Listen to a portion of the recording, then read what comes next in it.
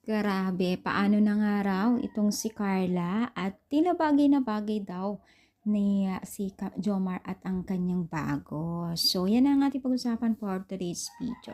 So, bago natin ipagpatuloy ang ating pag-support today's video, kung bago ka pa lang sa aking channel, please subscribe po, like, and pakit na rin po natin guys ang notification bell upang ma-update po tayo tuwing ako ba nag-upload at upload o nagta-trending na video. So, alam niyo guys na itong si Jomar, talagang naging agaw pansin po ang mga netizens sa video na ito na kung saan ay talagang paano na raw itong si Carla at tila bagay na bagay daw sila.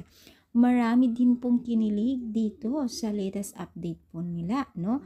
Na tila nga daw bagay din itong si Jomar at itong bagong babae, no? So, syempre ito ay ano lamang keme-keme at ito ay si Carla pa rin po ang tunay na love team ni Jomar. Kaya don't worry, syempre kasi umangal din po kasi ang mga taga-supporters ng Jomcar na bakit daw kailangan ganito na magkaroon ng mga something na ganito, nasasaktan daw sila para kay Carla. So, talaga naman pong dinidibdib ang lahat ng mga taga-supporters ng Carl 18. Pero syempre dahil dito mas lalo pang naging thrill sa kanila ang mga nagkaganapan dito.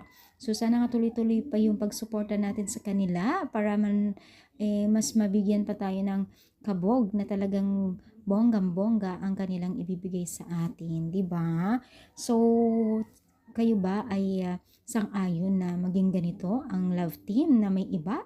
I-comment down, palike po ang ating video. Thank you so much. More power.